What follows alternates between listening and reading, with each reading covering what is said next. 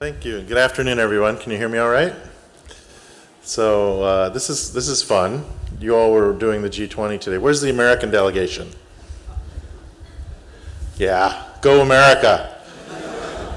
You have the hardest job. You have to be world leaders. Do you guys believe that? We'll see when we get into discussion.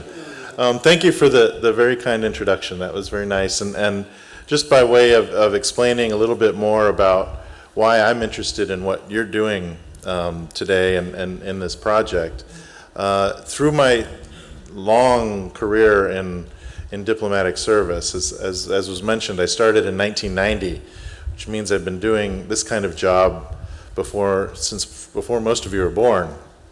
It's not to scare you. I'm not going to fall over. I promise not to have a heart attack.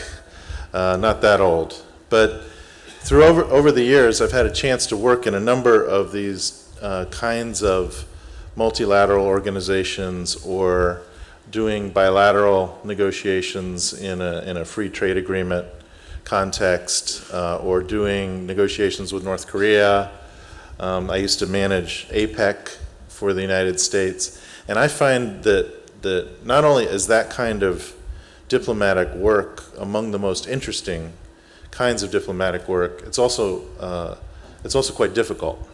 It requires really a lot of knowledge about specific issues, but then you have to, I think as all of you have discovered, you have to know and understand all of your counterparts in all the different countries and all the different representatives, and you really kind of have to prepare. And it's really a question of 90% preparation and 10% action, which I find actually quite interesting. And I think one of the things that you've probably discovered in doing this exercise, I think as I understand it, the heads of state at least were solving the problem of terrorism in a few hours, which is difficult, right? And what that means is that for that few hours of interaction in real life, you would have had hours and hours, if not years and years, of buildup and preparation to actually get to that conversation and be prepared to have that conversation and know what the other counterparts were going to say, so that you know what you're going to say back. So it's a complicated business. I think one of the best ways to teach it is what you all have been doing. Actually trying to live the dream of collaborative diplomacy. So I've prepared just a couple slides. I'm only going to talk a little while, and then I really want to get your comments and questions and observations from your exercise. But you all were doing the one up on the upper right there, the G20, right? But look at all these other organizations that are also negotiating bodies as well as implementing organizations.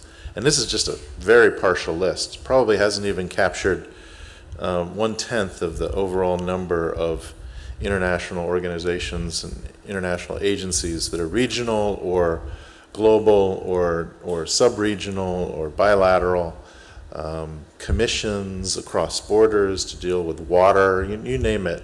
There are organizations to address them. And I throw this up here so that you realize the scope of the kind of activity that's out there, and categorized it. Up on the left, you have sort of war and peace, right? Leo Tolstoy wrote a good book with that topic, and there are lots of organizations who are trying to prevent war or solve international conflict.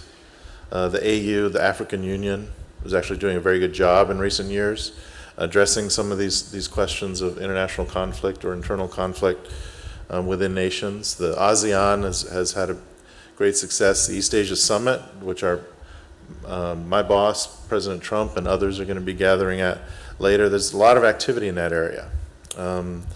In trade, of course, the World Trade Organization is the largest and most important, but then there's all these regional pieces, APEC that I used to participate in, Trans-Pacific Partnership that I helped organize, and then our country quit. A little disappointed in that, but it is what it is. The Regional Cooperative Economic Partnership European Union, Mercosur. Who's heard of Mercosur? Well, come on, somebody has. It's the Association of South American countries on the east side of South America that have their own trading region, and there's another one on the other side called the Pacific Alliance.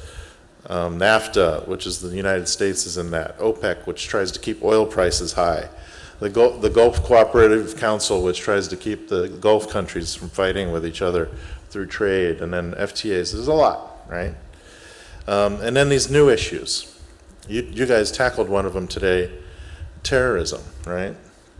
There is no World Terrorism Organization, although those people who don't like the WTO sometimes accuse it of being that, but there is no specific organization out of global scope addressing terrorism, and there is no clear definition of what terrorism is and who terrorists are and how they should be best combated.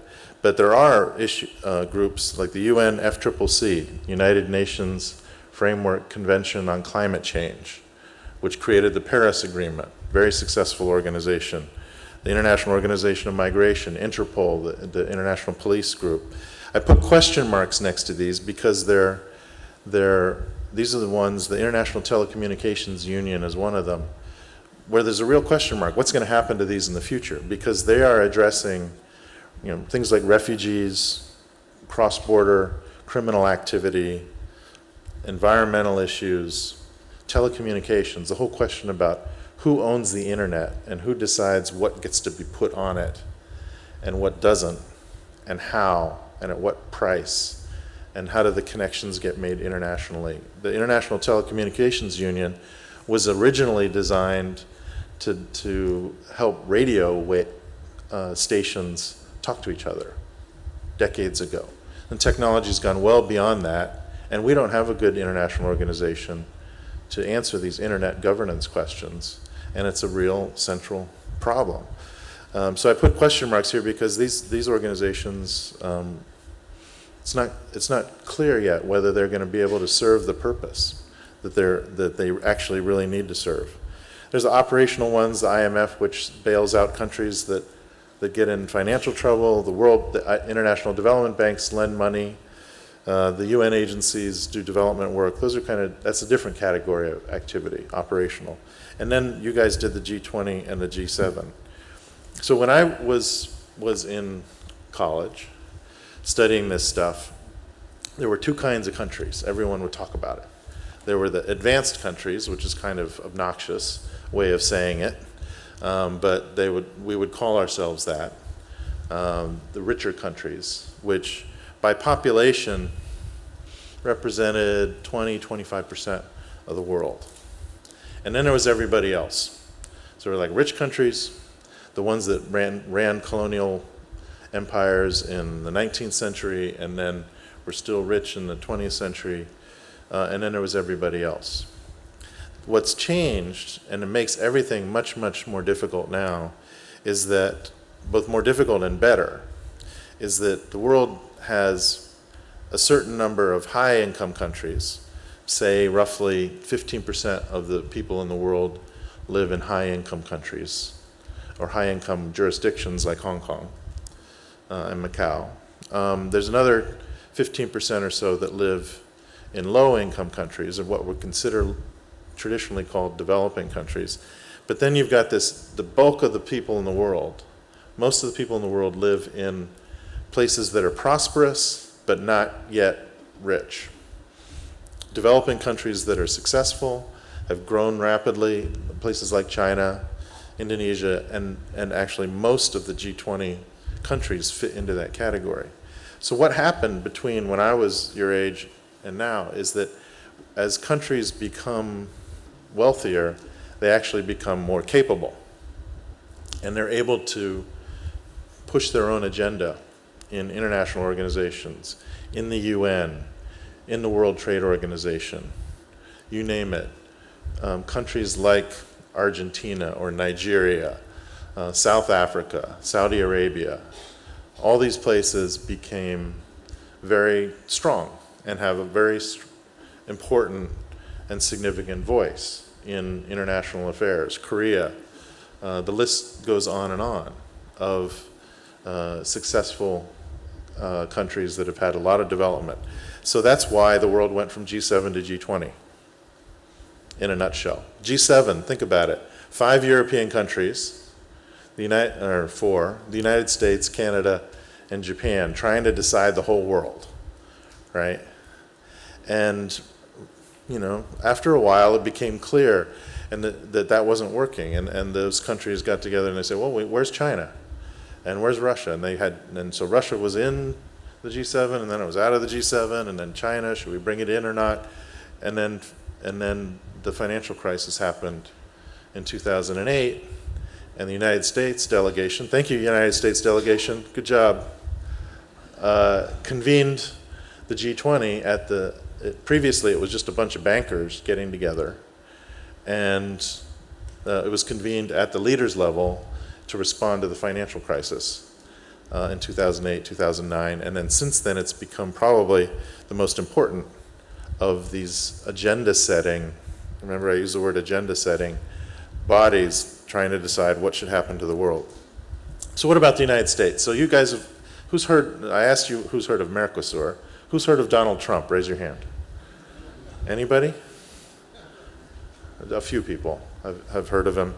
He's in Beijing today, and he very famously made in his inaugural address the statement, America first.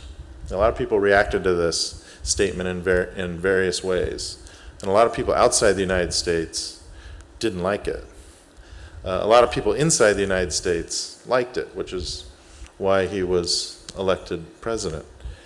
What does it mean when the biggest economy in the world is saying, me first, and everyone else second? What does that mean? What it means to us, actually, it does not mean that we are no longer for fair trade, for open markets, for free trade, but that we're frustrated. That the United States has found that all of these organizations haven't kept up with global problems, and that the solutions that were reached in many of these organizations asked the United States to do a lot and didn't give us a lot of specific benefit, or not as much as we wanted. So in a way, we are starting to sound a lot like all the other countries wanting to get something from international cooperation as well as give something to it, and not just have it be a unilateral expression of support without getting much back. Is that going to work? And how are things going to be organized on a global basis if one country or just a few countries are no longer going to volunteer as enthusiastically? This is relative. It's a very gradual change, actually. But some of the stronger countries, maybe even including China, are becoming less enthusiastic about helping other countries because the other countries are making progress and getting rich faster than the United States is, perhaps. So what happens in that context? And that's what I wanted to throw out to all today, is this big sort of question mark. Our economic policy, which is my specialty for the United States, over the years we've characterized it using these words: free, open, transparent, and fair. Free meaning minimum number of barriers, open meaning any country can participate, transparent meaning that the rules are available to everyone to understand, fair meaning that governments don't control activity or even control the companies that participate in the competition. That's a great vision. It's still our vision, but the question mark and the thing that your generation will be addressing is, what if countries start to look inward more than they look outward? What if they start to be thinking only about their own interests and not the interests of other countries? And that is, I think, the central question that organizations like the G20 and like the G7 and like all these others will be addressing over the coming years, and it's going to be very important and difficult. So I encourage you to, these are the questions that were given to me today, but I would encourage you all to think about these, and then in our conversation from now until time's up, you guys give me some answers. What did you discover in your conversation today, particularly the second one, which is what I've just raised with you as a question? How do we preserve and respect the sovereignty of nation states, or national interests, basically selfish interests of individual countries, and still solve problems that require cooperation in order to be effectively addressed? And what's the balancing point? And how do you achieve that kind of balancing point? I think that's a question that's on my mind, and I hope one of you will give me the answer today. Thank you.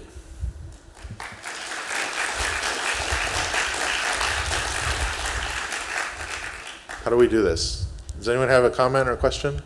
And I will shout you out. Or will you do that? Either way.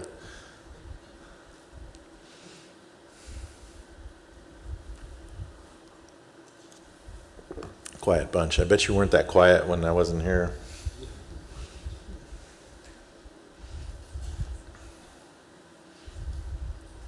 I'm going to call on someone soon.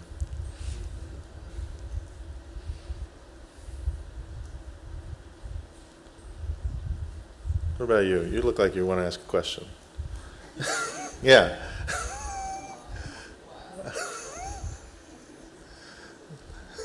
I got two questions. Okay. One is related to President Trump. I'm not sure are you available to answer this question, but We'll see. okay, yeah. Depends on the question. It's about the Russian collusion. I don't thing. know his golf scores.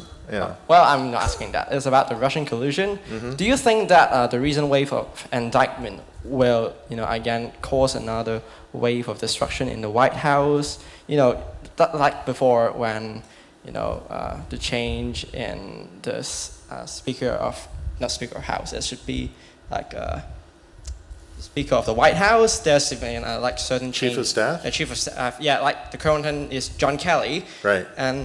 But even though John Kelly has become under fire on his comments, for example, on the civil wars, do you think that these kinds of issues that surrounds the White House will again crash Trump's credibility and his ability in bring America first? And also, my second is more like to an answer is that to your way that how we could cooperate in G20. While I'm a student in Asian studies, I've recently studied on the ASEAN organization, and probably I think the way to solving such issues is probably ASEAN way through fully understanding that all countries should not make a statement without the fully consensus of the organization. Probably this is the way that we can do, by understanding each other and also think about others when having policies before the implementation of that. Mm-hmm. Yeah, thank you.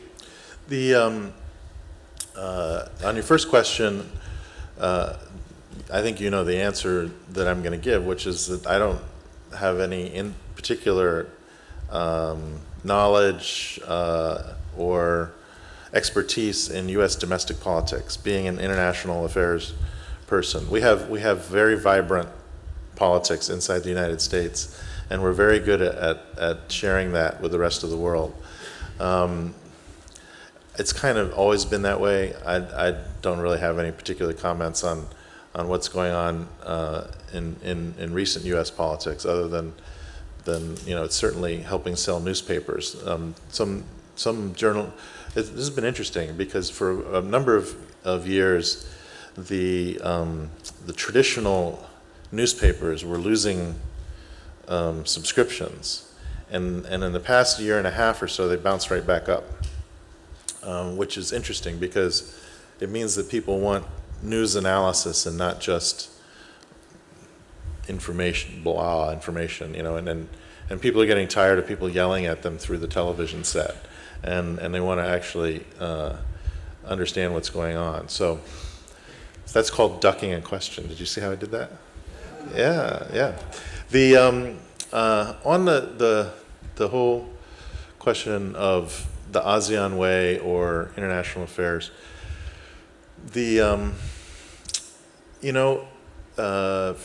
there are different ways of doing it. I think you're basically right that depending on the organization and its objectives, the ideal is to have consensus.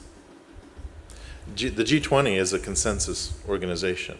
Nothing goes in a G20 statement unless everybody agrees with it. G7 is a consensus organization. APEC is a consensus organization. A lot of the operational organizations in international affairs or in trying to accomplish more specific things are not consensus-based. Like the World Bank, the loans are approved by a majority of the board of directors, right? And the UN Security Council, with some veto, some countries have veto power, but otherwise it's a vote, right? And the UN General Assembly is a vote. And so it kind of depends upon the issue and what you're trying to accomplish about whether you should be consensus-based. And if you are consensus-based, it means sharing lots of information, or whether you should be kind of vote-based or more operational. And I really think it depends on what you're trying to accomplish, because the issue with a consensus-based approach is it takes longer. And if you have a large group where you're trying to reach consensus, it can take even longer. I'll give you an example. An APEC has 21 members, and there's been a debate for a number of years now about should we have more members in APEC. Hong Kong's a member, the United States is a member, 19 other economies are members. And the debate has basically come down to, yes, these other economies would be good members, but if we have more, if we're 30 instead of 21, will we still ever be able to reach consensus on anything and actually accomplish things? And so and the World Trade Organization, which for its major agreements also operates by consensus, has not reached an important all of WTO consensus decision for decades now, because of perhaps because of the consensus-based nature. So I think you're right, but I think it kind of depends upon what you're trying to do. Yes, sir. When did you start your career? 1990, you said? 1990. Okay, and you've been in the Asian Pacific the entire time, or? Yeah, even from before that. Okay. Yeah. So my question is, how is pretty much the incorporation of Hong Kong and Macau from more or less Portuguese as well as British colonies? I guess the change to the Chinese Special Administrative Region, how has that affected your career? My own career was not affected that much until I got here. and now it absorbs my day every day. To be more specific, one of the things that our mission, the U.S. Consulate, like the other foreign consulates in Hong Kong and Macau, look at a lot and really care about is this whole question about the autonomy of the Special Administrative Region, particularly in Hong Kong, because it's our belief, and we think it's also China's belief, and as well as the people of Hong Kong's, that maintaining a very high degree of autonomy in Hong Kong will actually result in a better outcome in terms of the competitiveness of the city and people's way of life. And we as foreigners have an interest in that. We have 1,400 U.S. companies with offices in Hong Kong, and many of them are the headquarters for regional operations, and some of them are quite large. And they are here because Hong Kong is autonomous. And so the fact of that autonomy and the fact that Hong Kong can make most of its decisions by itself on most matters makes it a well-run place, and also preserves the set of rules that Hong Kong operates under, and common law, rule of law with a strong judiciary, et cetera.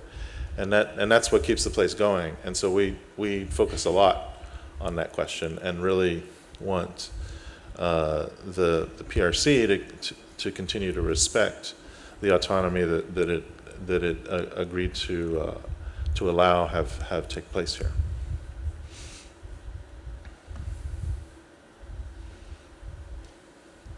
We even had, oh, it's actually up there. You see the thing? That's our logo this year. I'm very proud of that. What it means is not just that we like food in Hong Kong, and that we think it's a great place for tourism, but everything that I just said about how the United States loves the character of Hong Kong, wants it to retain that. Yes, back here, sir, from the American delegation. Oh, were you first? Sorry, he's first. Americans, you gotta wait. Which country are you from? I'm from Mexico. All right. Yeah. There's. Hola. Hold on. Okay. The question is about the refugees problem. What do you think about the current solution of the refugee problem? That is just remove those refugees to the Europe, but not solving the real problem in the Middle East, because the mess of the Middle East is mostly due to the two wars in Iraq and and another country. Syria. Syria, yeah. Yeah. So, what do you think the role of the U.S. should be taken to solve this problem? Thank you. Yeah, it's an incredibly important problem, and I think you made an important point. Is that refugees don't want to be refugees, and sometimes people lose sight of that, and they think when they're deciding whether refugees should be allowed to spend time in or even live permanently in their country for safety reasons. Or for just welfare reasons, they lose sight of the fact that refugees are they've moved involuntarily. This is forced migration. It's not that the definition of a refugee is someone who had no choice. And the other side of that is that they almost all of them want to go back home. They didn't want to leave, and they'd actually like to be back home. So you're absolutely right that the single most important way to help refugees is to solve the conflicts and the source of danger or instability that caused them to move in the first place. So that's job number one, and the United States feels like we're engaged in that, whether it's Syria, Iraq, Yemen, Somalia, there are a lot of places in that region where that are generating large numbers of refugees. The other thing that you can do is help, that countries can do, and the United States does this, is assist the countries that are close to the places where the refugees are coming from. So, for example, Turkey, which is a fairly wealthy country, not incredibly wealthy, but pretty strong place, has somewhere between 2 and 3 million Syrians living there now. And so understanding that and helping them deal with that problem is important. Lebanon and Jordan have almost as many between the two of them as Turkey does. And they're not big countries. Lebanon and Jordan are not big countries, and they've accepted lots and lots of Syrians. And so it's important for the United States and for other countries to help them with temporary resettlement, creation of jobs, just provision of daily necessities and the like. And that's the other thing. And then when it appears that the refugees are not going to be able to go home, or they've given up on going home, then there's a question of resettlement. And lots of countries have accepted lots of refugees over the years.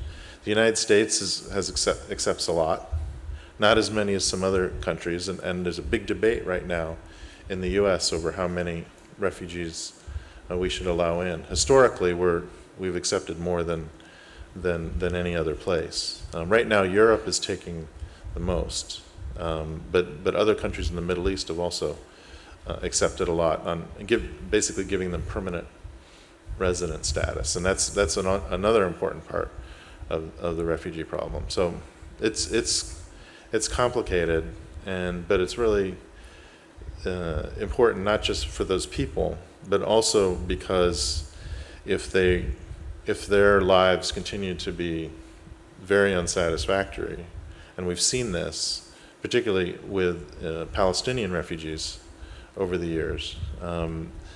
People who grow up in refugee camps can become angry people, and it becomes a place where terrorists, the topic of your discussion, can be recruited, and that then creates the problem, and the problem starts to feed off of itself. So it's very, it's a tough problem. Thanks. Yeah, back here. Kind of a similar question to what just been asked.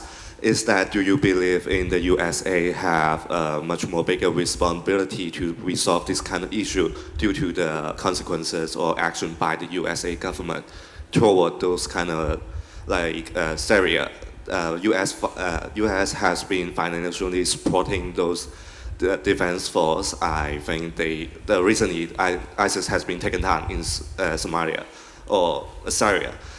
Do you believe in the USA should work even more than other countries to resolve this kind of issue about refugee? Well, I think yes. The U.S. has done. I mentioned three things, right? Resolving the fundamental conflicts, assisting with temporary resettlement, and assisting with permanent resettlement. On the first two, the United States has done a lot. We've actively, including committing lots of both money and military resources, combated the ISIS, the Islamic State group, and it's taken years, but had quite a bit of success in fighting them back, because they were the most violent and the most objectionable and the most terroristic of the various non-state military and paramilitary organizations that developed in Syria. So the U.S. has been actively involved both diplomatically and militarily on problem solving, and then with assisting with the refugees. We provided billions of dollars to Jordan and Lebanon in particular to assist with the resettlement efforts. But you're right, the U.S. is a big country, so we do feel like we have a disproportionate role to play. We don't feel guilty about what's happened in Syria. I don't think that anyone can, with any justification, blame the United States for the situation there. Although there are opinions where people say that we should have committed more troops or done more drastic military approaches. But I think that the U.S. does have a big responsibility.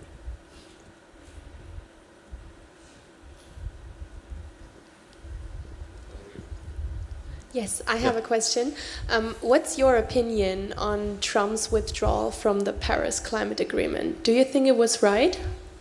I know why he did it. The view from the United States is we haven't actually left the Paris Agreement yet. Not yet. Not yet, but we're on track to leave it, and we'll see whether we do or not. I mean, our hope is that the agreement changes sufficiently quickly that the U.S. can stay in it. And the reason for leaving is that the United States gave up too much and the other countries didn't give enough. Basically, the argument that the question that I was posing to you all about sovereignty and one nation's rights versus the rights of the others.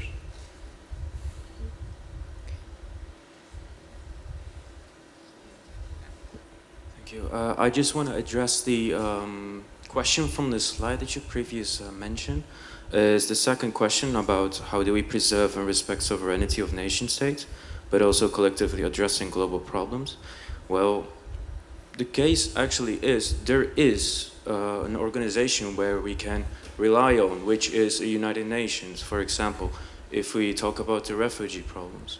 Why? Because it is like composed by sovereign states which compose an intergovernmental organization. Mm-hmm. In this case, why not acting under the blue helmets among with all other sovereign states, while also addressing, coming back to the interests of the other states or nations as well? why not acting under the blue helmets with different kind of nationalities, with only one objective, or maybe two, is preserving peace and maintaining stability? Why not do that? Exactly. And when most international conflicts are whether it's a ceasefire that gets reached, or even a permanent solution that is reached between nations or subnational groups, the United Nations is always, not always, but usually involved in both finding that solution and then enforcing it, like you mentioned with blue helmets. So the United States gives more money to the United Nations than any other nation in order to help pay for the deployment of blue helmets. And I should have brought a resource, but you can look it up easily. The number of special UN missions, peacekeeping missions around the world is actually really high. I mean, there's numerous different deployments of United Nations capability around the continent of Africa. On paper, even the demilitarized zone in Korea is a United Nations matter. So the UN is definitely involved in these. People get frustrated with the UN because sometimes it's hard to reach decisions. It's hard to reach decisions because countries don't always agree. But the UN it's absolutely vital organization and has performed amazing things over the years, both in specific instances and also in resolving conflicts, or in cases like now where everyone's dealing with the North Korean nuclear threat. The UN Security Council has been right at the forefront of showing the resolve of the entire international community, exclusive of North Korea, to address this problem. So you're absolutely right.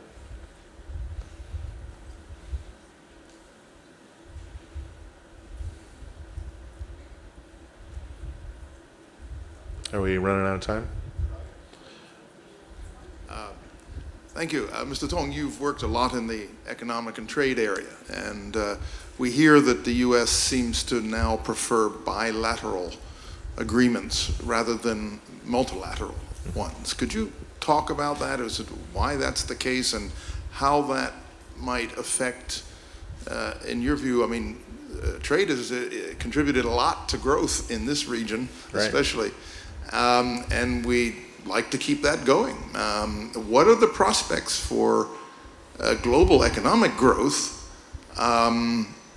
Inclusive growth would also be good, but with if multilateral trade agreements are no longer within reach, and if we're just doing bilaterals, I mean, what's the difference and what's the impact of that? Thank you. Thanks, Glenn. I will answer your specific question, but let me give you some background thoughts. First, the global economy is growing strongly right now. In fact, the global GDP growth is expected to be a very good year in 2017 and into 2018. Second, traditional trade is not growing as fast as GDP.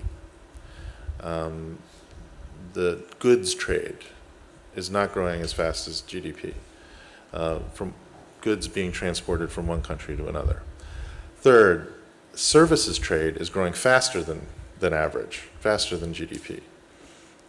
And fourth, digitally engaged or digitally provided services and goods are growing way faster than GDP.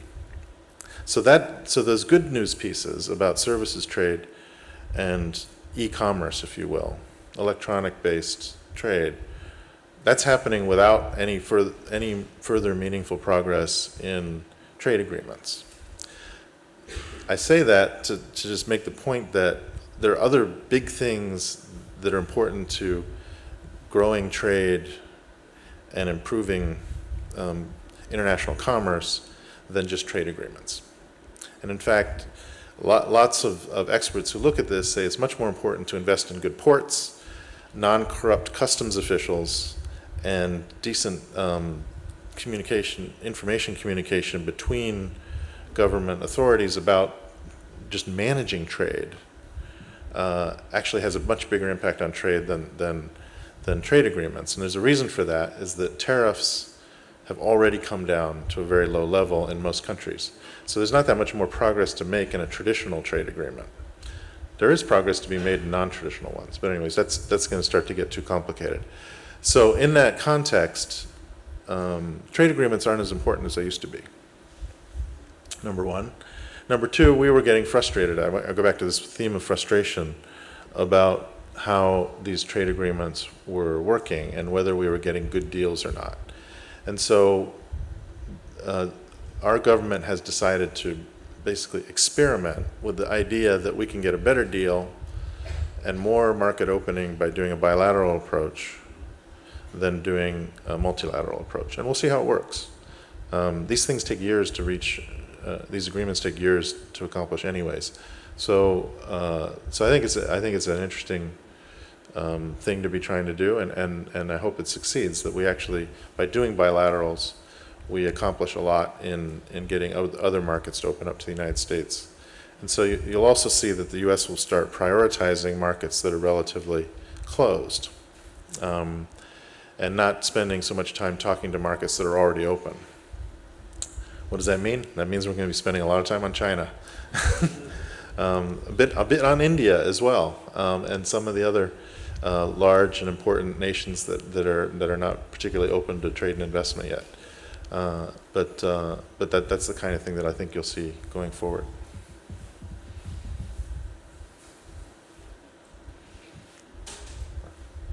One last question, or are we at time? You can let me have one more? Okay, last one.